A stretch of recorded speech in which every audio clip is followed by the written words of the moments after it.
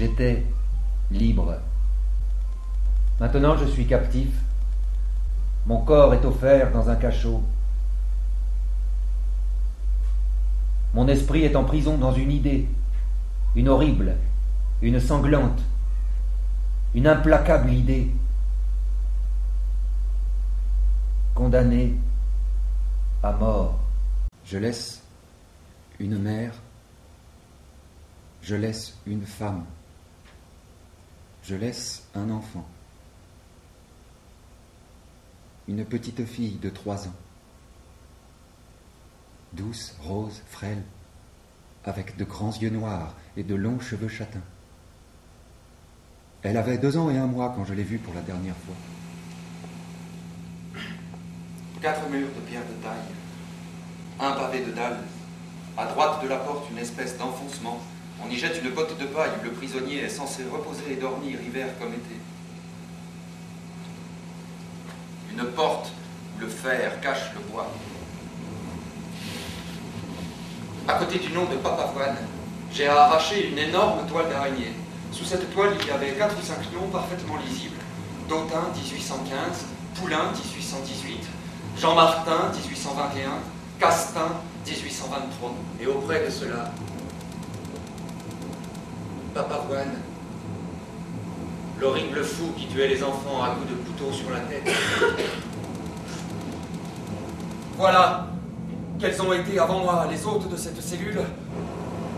Tout à coup, ces noms fatals étaient écrits avec du feu sur le mur noir.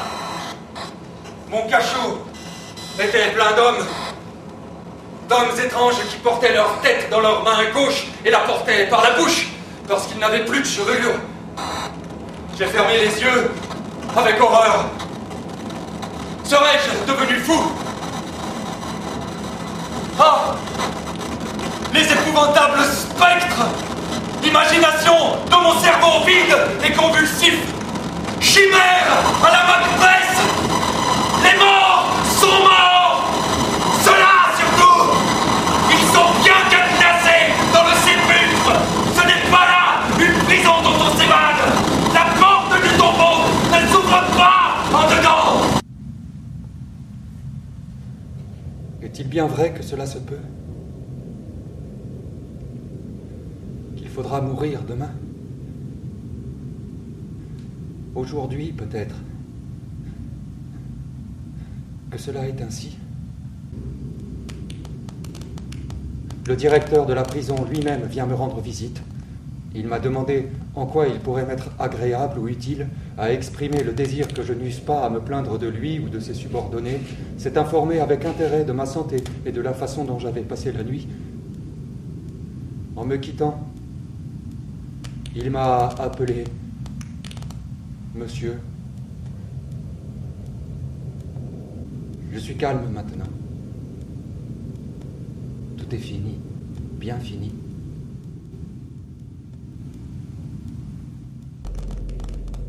Une voiture attelée de chevaux de poste stationnait, une espèce de cabriolet oblong, si sale, si noir, si poudreux, que le corbillard des pauvres est un carrosse du sacre en comparaison. Avant de m'ensevelir dans cette tombe à 2 roues, j'ai jeté un regard dans la cour. Un de ces regards désespérés devant lesquels il semble que les murs devraient crouler. La cour était encombrée de spectateurs. Déjà, la foule. Me voici transféré à la conciergerie. Je ne sais à quoi je pensais, ni depuis combien de temps j'étais là, quand un brusque et violent éclat de rire à mon oreille m'a réveillé. J'ai levé les yeux. Je n'étais plus seul. C'était l'autre condamné. Le condamné du jour, celui qu'on attendait à Bicêtre. Mon héritier. Il s'est mis à rire plus haut encore. L'ami, tu n'as pas l'air brave. Ne va pas faire le sabre devant la carline. Vois-tu, il y a un mauvais moment à passer sur la placarde. Mais cela ici t'au fait. Je voudrais être là pour te montrer la culbute. Mille Dieu, j'ai envie de ne pas me pourvoir en cassation. Si l'on veut me faucher aujourd'hui avec toi, le même prêtre nous servira à tous deux. Ça m'est égal d'avoir tes restes. Hein?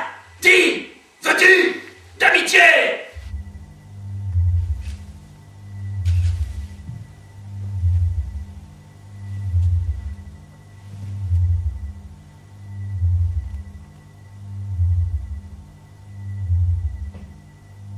10 heures. Oh, ma pauvre petite fille. Encore 6 heures, et je serai mort. Je serai quelque chose d'immonde qui traînera sur la table froide des amphithéâtres. Une tête qu'on moulera d'un côté, un tronc qu'on disséquera de l'autre. Puis de ce qui restera, on en mettra plein une bière, et le tout ira à Clamart. Voilà ce qu'ils vont faire de ton père, ces hommes dont aucun ne me hait, qui tous me plaignent, et tous pourraient me sauver. Ils vont me tuer, comprends-tu cela, Marie? Me tuer de sang-froid, en cérémonie, pour le bien de la chose. Quel crime j'ai commis, et quel crime je fais commettre à la société. Est-il bien vrai que je vais mourir avant la fin du jour? Est-il bien vrai que c'est moi? Ce bruit sourd de cris que j'entends au dehors, ce flot de peuple joyeux qui déjà se hâte sur les quais, ces gendarmes qui s'apprêtent dans leur caserne, ce prêtre en robe noire, cet autre homme aux mains rouges, c'est pour moi. C'est moi qui vais mourir. Moi, le même qui est ici, qui vit, qui se meut, qui respire. Moi, enfin c'est moi que je touche et que je sens. Et puis, on est venu relever mon bon vieux gendarme. Un autre l'a remplacé. Homme, à front déprimé, des yeux de bœuf, une figure inepte. Pardon, mon criminel. Voici, je suis un pauvre gendarme. Le service est lourd, la paye est légère. Je mets à la loterie pour contrebalancer et je tombe toujours à côté. Or, il paraît... Pardon, criminel, que vous passez aujourd'hui. Les morts qu'on fait périr comme cela voient la loterie d'avance. Écoute, je puis, en effet, te rendre plus riche que le roi, te faire gagner des millions, à une condition. Laquelle? Laquelle? Tout pour vous plaire, mon criminel. Change d'habit avec moi. Il me semble qu'il y a un liquide qui flotte dans mon cerveau et qui fait battre la cervelle contre les parois du crâne. Les yeux me cuisent comme si j'étais dans la fumée.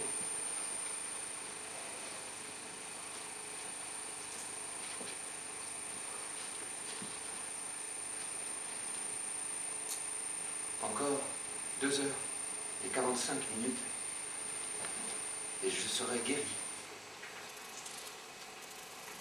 Ma fille.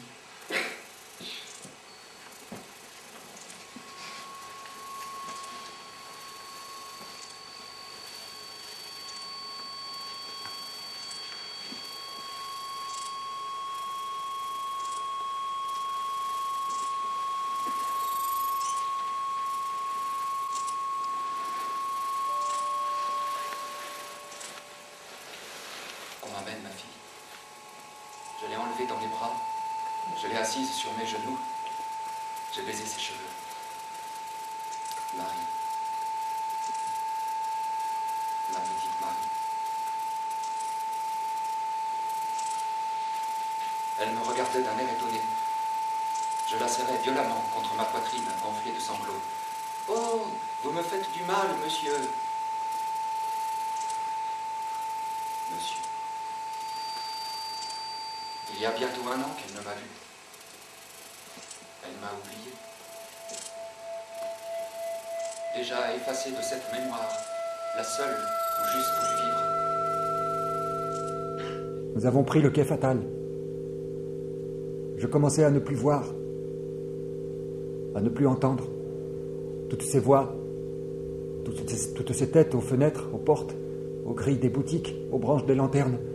Ces spectateurs avides et cruels, cette foule où tous me connaissent et où je ne connais personne, cette route pavée et murée de visages humains. Dans le tumulte qui m'enveloppait, je ne distinguais plus les voix du bruit, les cris de pitié, des cris de joie, les rires des plaintes. L'horrible peuple avec ses cris de hyène, qui sait si je ne lui échapperai pas. Si je ne serais pas sauvé, si ma grâce, il est impossible qu'on ne me fasse pas grâce. Un juge vient de venir. 4 heures.